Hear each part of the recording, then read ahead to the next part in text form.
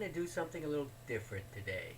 It's a beautiful spring-like day, and you want to get moving, right? So the book we're going to do, we're going to read, we're going to work with, we're going to explore is Babar's Yoga for Elephants. Ah, it's a Laurent de Brunoff book. So we're going to read some, and we're going to practice our yoga. Wow. Yoga for Elephants. And the first picture, here we go. A few years ago, archaeologists working in a cave several days from Sellersville discovered some paintings of elephants in yoga positions. And what surprised them even more was to find little clay cylinders with drawings on them. They dated from the earliest time of elephants on the planet. And they also depicted elephants in yoga positions. When the seals were studied in our labs, our scientists could hardly believe their eyes. Not only were elephants capable of performing yoga, it seemed they invented it. Elephants at the National Library, together with human yoga experts, studied the cylinders for months. They discovered that all the ways, all the poses are still practiced today. Yes, all the poses. The only difference they couldn't discover was elephants put on shoes to do yoga and people take them off. But yoga turned out to be exactly what we in Sellersville needed, offering calm and control in days that were busy and demanding. So days like now, times like now, when things are confusing, yoga can calm you down. I myself began doing yoga in a class that met every day at sundown by the lake. When I became more skilled, I invited the master, Sri Mahesh, to journey to Celestville to give me advanced instruction. Celeste and the children joined me, along with my cousin Arthur, my friend Cornelius, and Zephyr the monkey. The children loved to imitate Mahesh and were very good at yoga. Yoga helps us all to relax and draw strength from the inner elephant. Yes, the inner elephant.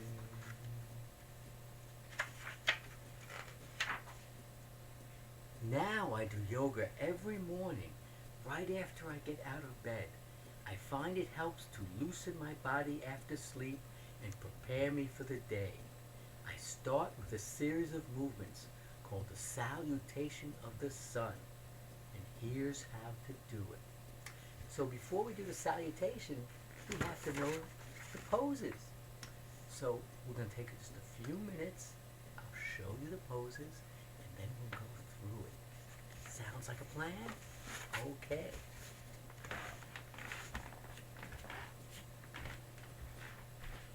Everybody stand up. And now that we're up, we should stand tall, like a mountain. The first pose is mountain pose. Raise your arms up as tall as you can be. And since we're up here, we might as well do tree. To be tree, just place one foot against the other and you can sway like a tree or stand tall like an oak, weep like a willow, whatever. Try the other foot. Also in the salutation, you'll have forward bends. So from your mountain, you'll just slowly calm down till you're bending. Now, if you can touch the floor, your shins, etc. From forward bend, you'll have a halfway lift. And then you'll have a lunge. You'll step back, bend your front knee, lunging up like a warrior. You'll also have plank position. Plank is like a push-up position, like so. And you can lower yourself down And you raise up, you're in cobra. Or up a little further, upward dog. If you tuck in your toes and you raise your tush, you're in downward dog. Back to that lunge, back to the other lunge, back to the beginning. So how about we do the sun salutation? Starting in mountain, hands up, rolling down.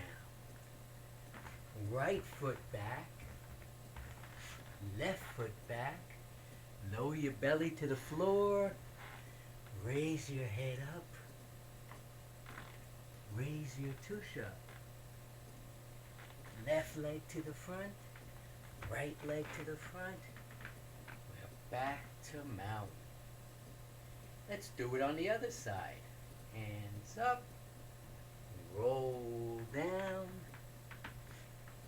left leg back, right leg back, down to the floor, raise your head, raise your tush, left leg forward, right leg forward, and we're right where we start. Well, did you enjoy your little salutation to the sun? So everybody there does these, right? And there's some other poses that you learn, but that's your basic one. Get you started in the morning. But what is most important during the positions is the breathing. Focus your attention on your breath. Here's an exercise to help. Place your fingers on your forehead between your eyes. Close one nostril with your thumb. Breathe in. Close the other one. Breathe out. In and out, one nostril after the other. Can be calming. But I like lion's breath. This one, you breathe in through the nose, and then you go. Can you do that?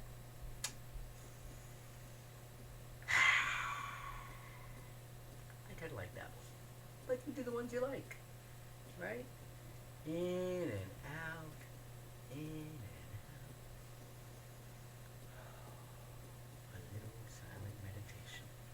Now everybody does yoga everywhere in their city. Cornelius told me that in the bus at rush hour, he likes to stand in tree pose. In the department store, some customers like to relax for a few minutes doing yoga. And they're in an advanced warrior pose. Warrior 3, balanced on one foot. And when we travel throughout the world, we bring our yoga techniques with us. We find when it's really exasperating, it can calm us. It really helps in the airport. And you see them on their backs, putting their feet over their head. Yes, there's a bow pose kind of.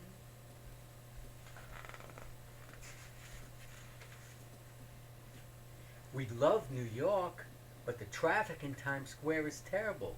In the lotus position, our minds return to Celestville. You see them doing their little breathing in and out. I hope you've had fun.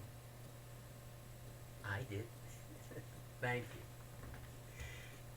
Okay.